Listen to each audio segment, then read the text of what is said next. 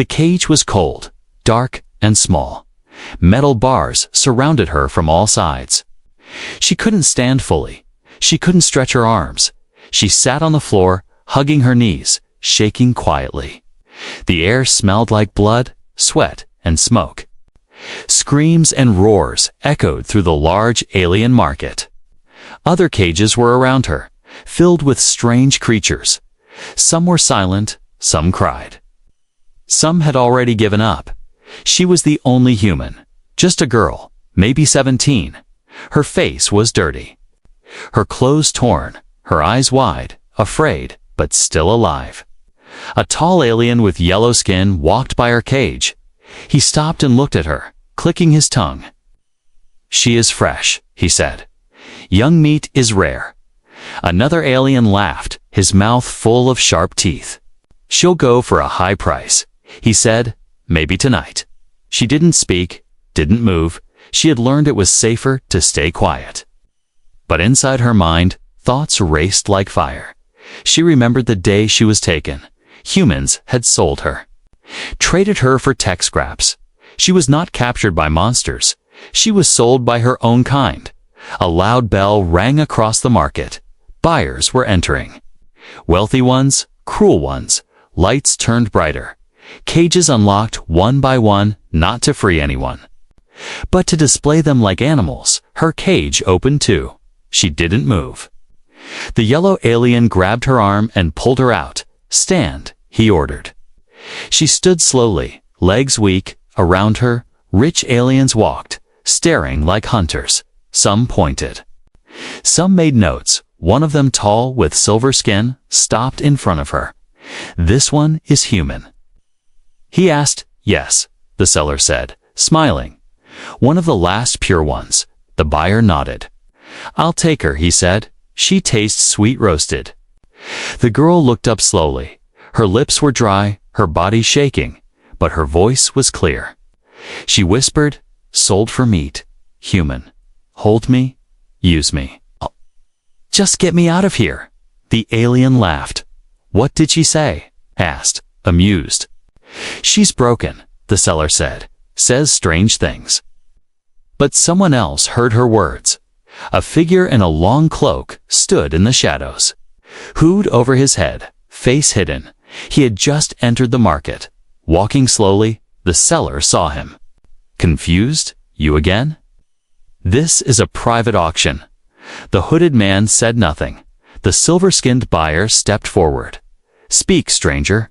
Who are you?" The man took off his hood. His face was pale, scarred, but human, real human. His eyes were cold. "Burning. I'm your nightmare," he said. Then he moved, fast like lightning. He grabbed the seller by the throat, threw him across the cages. Screams filled the air. Alarms rang loud. Guards ran in, blasters in hand, but the man was faster. He broke one's arm, smashed another's helmet. Blood spilled, metal cracked. The girl stood frozen, watching it all. The man reached her. He looked into her eyes. "You said you wanted out," he said. "Then run." He grabbed her hand and pulled her. She followed, heart pounding. Cages were opening. Creatures escaping. Chaos everywhere. Explosions rocked the building. Lights flickered. They reached the back door. Guards blocked the way. The man took out a small device, pressed it. Boom. A wall exploded open. Dust flying. He covered her with his body, protecting her when the dust cleared. A path was open. He led her through tunnels, dark, narrow, filled with wires and steam. She finally spoke. "Who are you?" He didn't stop walking.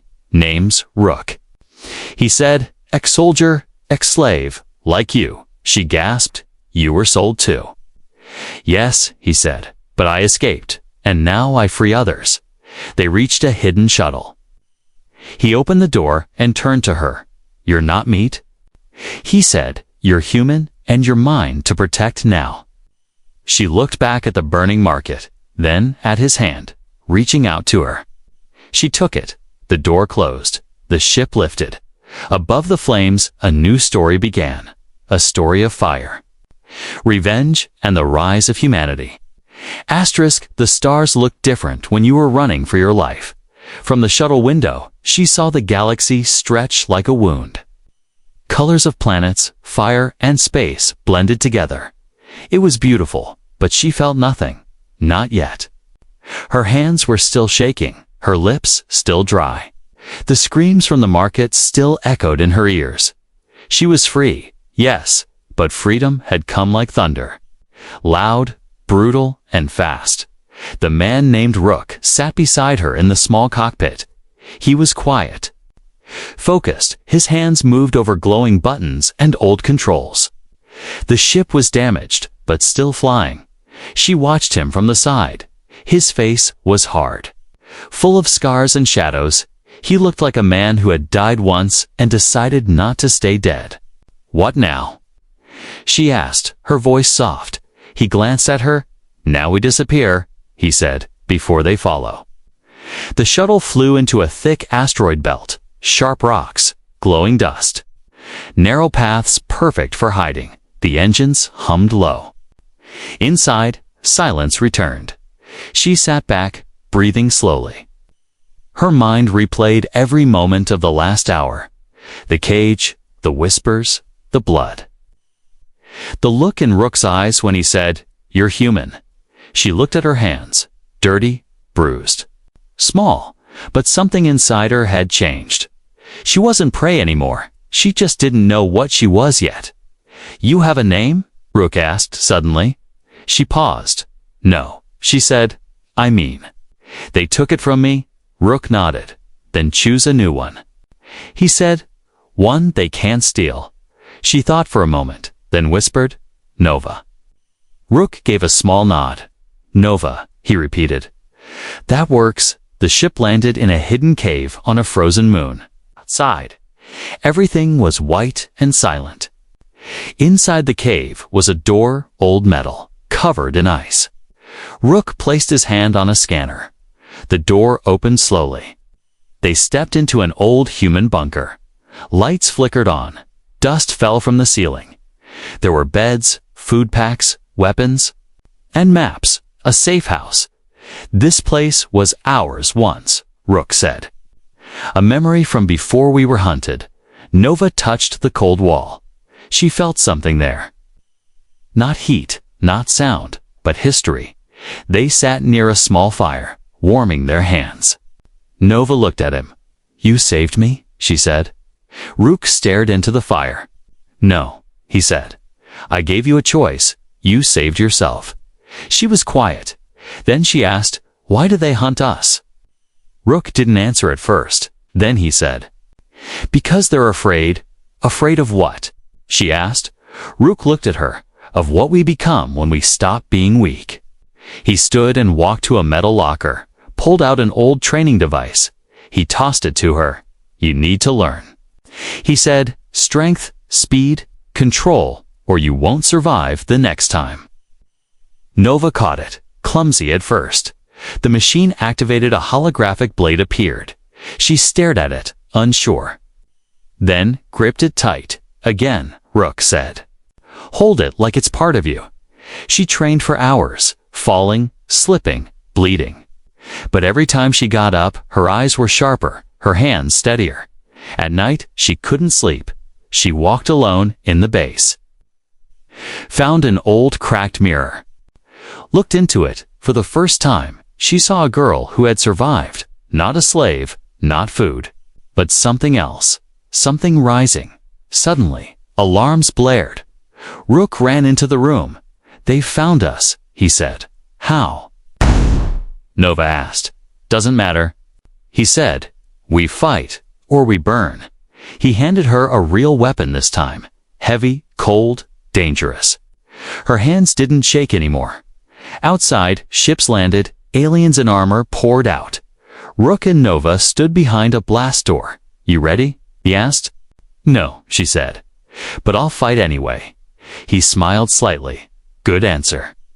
The door exploded, smoke rushed in, and Nova ran into it. Into the storm, into the fight. Into her new self. The prey was gone. Something stronger had taken her place. Nova woke up screaming, not from pain, not from fear, but from the silence. Silence after battle was always the loudest. No blasters, no footsteps, no commands. Just the cold hum of air systems and her own heartbeat. Her body hurt, her hands were. Bandaged, she was lying on a bunk in a medical room, one eye swollen, ribs wrapped tight. But she was alive, barely. The door opened slowly. Rook walked in. Carrying a data tablet, he looked tired, like he hadn't slept in days. His voice was calm. "You took 3 of them down before you passed out." Nova tried to sit up, winced. "In pain, only 3, she muttered. Rook smiled for a second, then turned serious. "You did well, Nova," he said, "but this is just the beginning." She looked at the tablet in his hands. "What's that?" she asked. Rook handed it to her.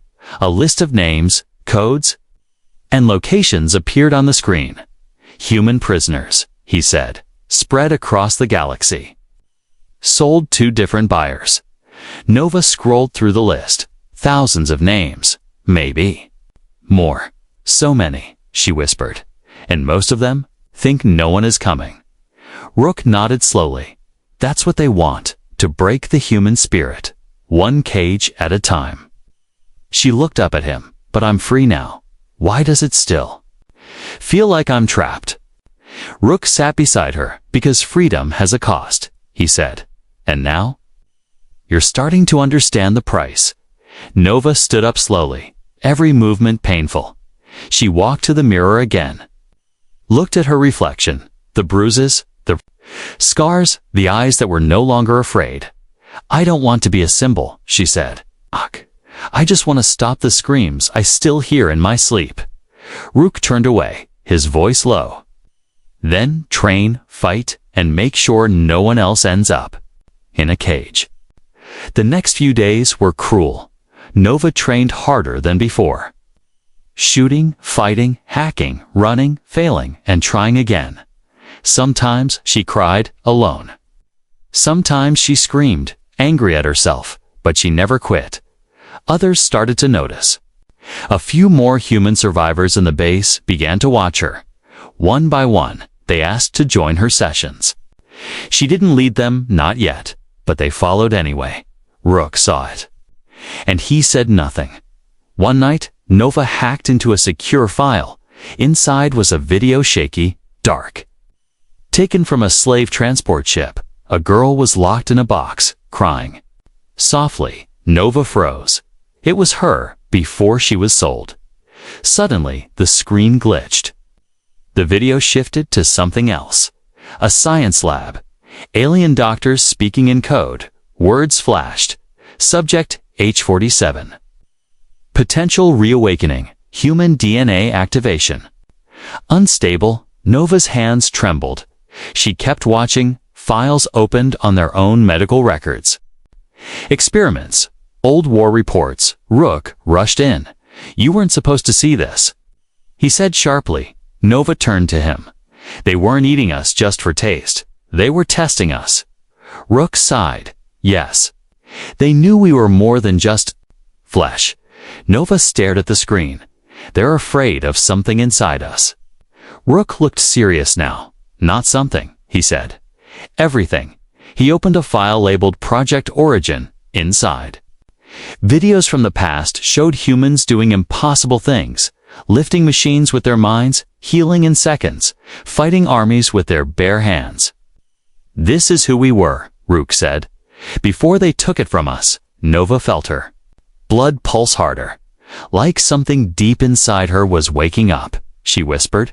"So, what happens if we take it back?" Rook looked her in the eyes. "Then we stop being prey, and we start becoming gods." The alien screamed for help. His feet slipped on the metal floor, blood trailing behind him. He ran through the abandoned warehouse, breathing hard. His 2 hearts pounded like drums. He had never feared humans before, until now. A voice echoed through the shadows. Cold and quiet. "You sell children for credits. You don't get to run." He turned. Fired blindly with his blaster, but there was no one, only darkness and footsteps, slow and calm. Nova stepped into the light, her face hidden behind a dark visor. Her voice came through the helmet. Low and steady. You were there when I was. Caged, now it's your turn. The alien fell to his knees, begging. I didn't know I didn't. Nova raised her blaster. I remember your laugh. She pulled the trigger, silence returned. Another one gone. Another. Monster crossed off the list. She wasn't hiding anymore. She was hunting. 3 months had passed since Nova learned the truth about the cages, the experiments, and the buried power in human blood. Since then, she had changed completely. She wore battle armor now, forged by rebel techs. She led small raids, always fast, always quiet. They called her Ghostfire. To her enemies, she was a shadow with a weapon. To humans, she was a promise. Revenge was real. She walked back to the stolen ship where her small team waited. Rook sat in the pilot seat, reading incoming transmissions. You made a mess back there, he said. Without looking up, Nova took off her helmet, sweat dripping from her hair. Not a mess, she said. A message. Rook sighed. These attacks, they're working. But they're also drawing attention. Nova dropped a small device on the table. Got the location of another meat auction. Rook raised. An eyebrow? Another rescue? Nova nodded. This time, we hit harder. Their next target was bigger. A traveling slave ship disguised as a merchant freighter. On board over 200 human prisoners. Some children. The ship moved through the outer systems, guarded by drones and warbots. Too risky, too defended. But Nova didn't blink. She looked at the map and said, We're not asking for permission. We're breaking the door down. They approached the ship under stealth mode. Nova's team boarded silently through a maintenance hatch. Rook stayed behind to monitor. Systems, inside, it was quiet. Too quiet. Nova moved through the vents, her blade in hand. She could hear the breathing of the guards below, could feel the tension in the air. She dropped down behind the first guard. No sound, just a whisper of death. The rest followed quickly, her team moving like ghosts. They reached the prison cells, opened them one by one. Eyes stared back at her. Lost, frayed, tired. A small girl stepped forward. Are you real? She asked softly. Nova knelt and touched her shoulder. I'm human, she said. And I'm here to bring you home. But suddenly alarms, trapdoors slammed shut. Blasters charged up. Rook's voice crackled through the comms. They knew we were coming. Get out now. Nova looked at the children. No, she whispered. Not this time. She stood in front of the cell entrance, blaster in one hand, blade in the other. As the enemy soldiers approached, she didn't step back. She stepped forward. 1 shot, 2 shots. 1 enemy down, another bleeding. Her armor cracked, but she didn't stop. She fought like a storm, silent and unstoppable. Others joined her, the older prisoners, picking up weapons. They weren't trained, but they were angry. Together, they fought through the halls. Nova led them like fire through dry leaves. By the time they reached the hangar, 'twas covered in smoke and silence. They escaped, every prisoner, every child, alive, back on the safe. Moon. Nova stood outside, watching the stars. Rook joined her. You could have died, he said. Nova nodded. But I didn't. You're becoming something more, he said. Nova looked up at the stars. I'm not becoming anything. I'm remembering what it means to be human. Behind her, voices rose, laughter. Crying, hope. For the first time, she smiled. She wasn't just hunting anymore. She was leading. And the galaxy was starting to notice. The stars flickered out, not because the sun rose, but because something passed in front of them. Something massive, ancient, silent. Nova stared from the edge of a cliff. A dark structure hovered in the sky above. Not a ship, not a station. It looked like a tomb built in space. Black metal, smooth, shaped like a blade pointed at the planet below. Rook stood beside her, his eyes unreadable. "That," he said softly, "is where it all began."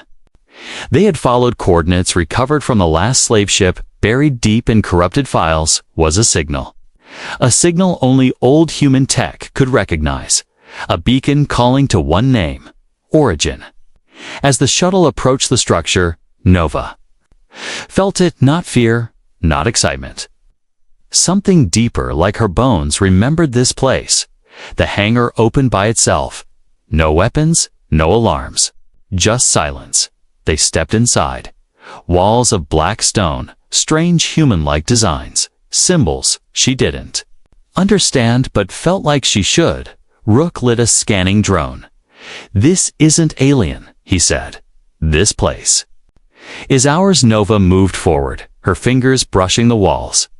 Flashes hit her mind. Not memories, visions, humans in armor glowing with energy. A voice calling out in an ancient tongue.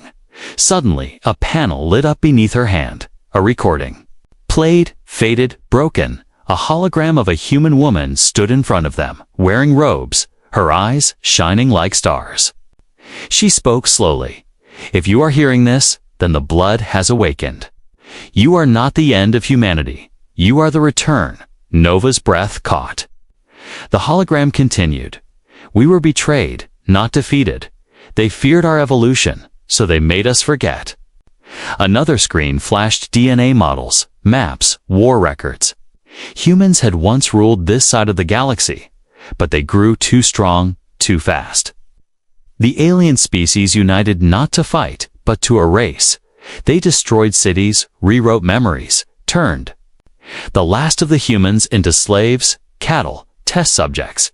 Nova stared at the information, her body shaking. "All this time," she whispered, "we were never weak. We were silenced." Rook nodded slowly. "They erased history, but they couldn't erase our blood."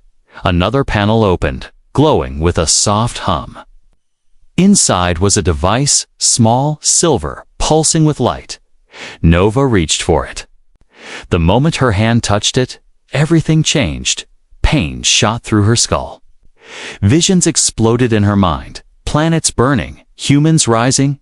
Her body lifted off the floor. Her eyes turned white. Rook called out, "Nova." She crashed to the ground, breathing hard. The device now fused to her wrist. She felt different, like a door had opened inside her, and the fire behind it had just stepped through. Later, back at their base, Nova sat alone. The device still glowing softly. Her heartbeat matched its pulse. She could see things now, feel things. She closed her eyes and saw through walls, heard distant voices. Rook entered the room. "You activated it?" he said, not surprised. Nova looked at him. "This power," she said, "it's not magic, it's memory." Rook nodded. "It's who we were, it's what they're afraid of." Nova stood up. "If this is inside me, it's inside others too." Rook handed her a file. "We found more names," he said. "Some of them are showing signs." Nova stared at the list. Children, soldiers, survivors, all human, all waking up. She felt a storm building in her chest. "They took our bodies," she said. "They can't take our future." Outside, her people were gathering, the rescued, the trained, the rising. They looked at Nova now, not just as a leader, but as something more. She didn't want power. She wanted truth, and now she had both.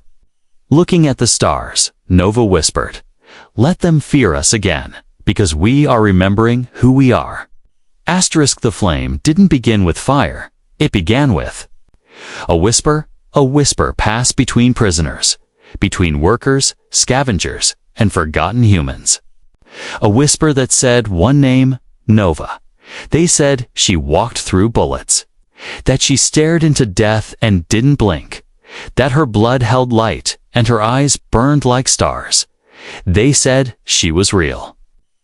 And more than real, Nova stood on the edge of a deep canyon on a desert moon. Below her, thousands of humans gathered in silence, not with weapons, but with hope. She had spent weeks visiting the outer colonies, rescuing, listening, building. Not just fighters, engineers, healers, parents, orphans. People who had nothing left except the fire in their chest. Rook stood beside her, helmet off, arms crossed. "You sure you're ready for this?" he asked. Nova didn't answer at first, then said, "No. But I'm done waiting to be ready." She stepped forward, voice amplified by hidden speakers. Her words were slow, clear. Every human listened like the stars had gone silent. Just to hear her, they took our homes. They took our names. They sold our children. And still, they fear us because somewhere inside us, they know we are not their prey. We are the fire they tried to smother. But sparks never die. She raised her arm. The device on her wrist lit up, glowing, humming, alive. And from the crowd, others raised their hands too. More lights appeared, different, small, but spreading. The bloodline was waking up. That was the moment it began, not with guns, but with light. Later that night, Nova sat in the command room. A map of the sector hovered in front of her. Red marks showed slaver hubs, alien prisons, government labs. Places soaked in human pain. "We hit one," Rook said. "Fast, hard, loud." Nova shook her head. "We hit all of them." Rook raised a brow. "Too much, too risky." Nova leaned in. "Not all at once," she said, "but together." Across the stars, small teams moved. Some on stolen ships, others on foot. They attacked silently. Jamming signals, cracking gates, freeing prisoners without warning. The aliens couldn't believe it. Humans weren't supposed to coordinate, weren't supposed to organize. And yet, they did. A slaver station exploded near the Zarn Belt. A human mother led the attack, holding her child in one arm and a detonator in the other. She whispered before blowing the main reactor for Nova. In another system, a worker revolt. Shut down a mining planet, aliens begged for peace. The humans offered silence and a long memory. Each victory lit a new spark, and sparks, when close enough, become flame. In the capital sector of the unified races, the High Council met in panic. A report flickered on their screen. Human uprisings reported in 42 zones. Rebellion coordinated, evolving. One council member whispered, "We should have eaten them all when we had the chance." Another replied, "You didn't eat wolves? You caged them, and now they remember their teeth." Back at the rebel base, Nova watched transmissions, images of humans rising, alien ships burning. She didn't smile, she didn't celebrate, because war was never a victory. It was a cost. Rook entered, holding a small message chip.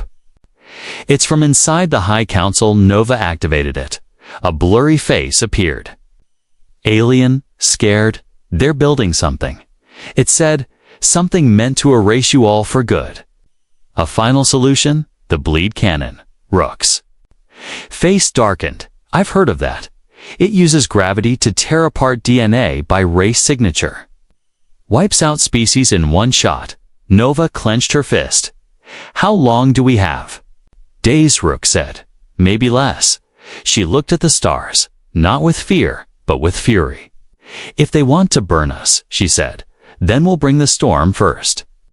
And the war began in full. No longer whispers, now thunder.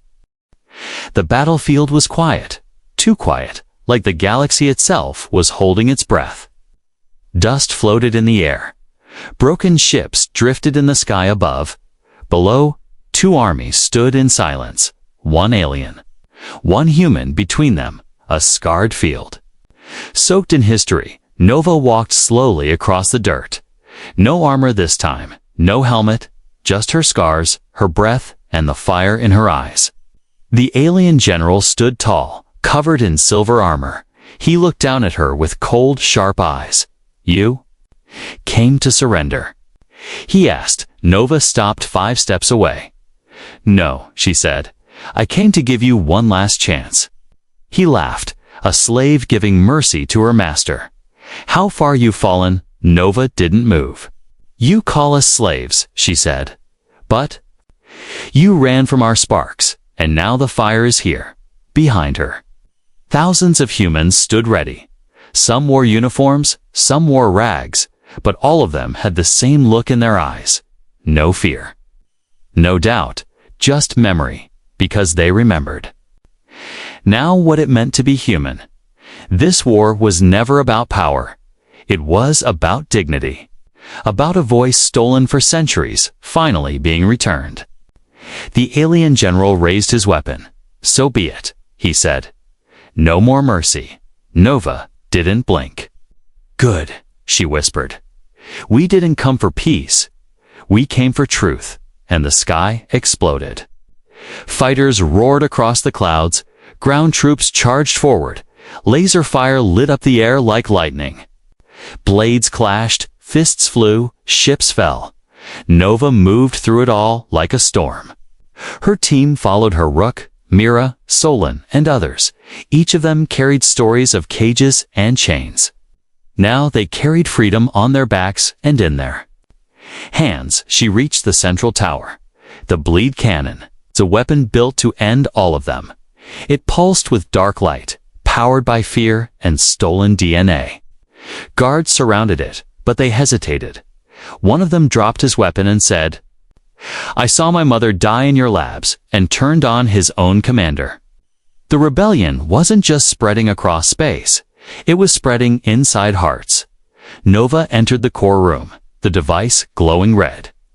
"Almost ready to fire," Rook shouted. "Through the comms, you have 90 seconds before it activates." Nova reached the heart of it, her hands bleeding, her body cracked, but her will never shook. She slammed her arm device into the control port and whispered, "No more." Light burst from the core. It didn't explode. It rewrote itself. Lines of human code took over, reversing centuries of stolen science. The bleed cannon shut down, permanently. Outside, the alien army collapsed. Some fled. Some dropped their weapons. Some knelt. The war was over. Not because the enemy was destroyed, but because they finally believed the truth. Humans could no longer be controlled, or sold, or silenced.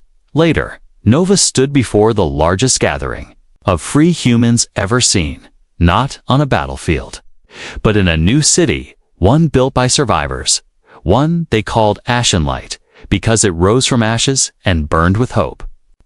Nova spoke from a simple platform. No crown, no throne, just her voice. And every human leaned in to hear it. They sold us for meat, caged us like beasts, burned our stories, and still we rose, because we are not weak. We are not prey. We are not forgotten. We are the storm they tried to bury. We are the memory they failed to erase. We are humanity, and we are home. The crowd didn't cheer. They cried, because finally, the silence was broken. Behind her, a new flag was raised, not one of war, but of freedom. A single flame on black, symbol of a people who never gave up. And far above, in the stars, other races watched quietly. Some afraid, some curious, some hopeful, because something new had risen. Not just a nation, not just a force, but a legacy reborn. The galaxy would never forget again what it meant to say the words, human, alive, awake.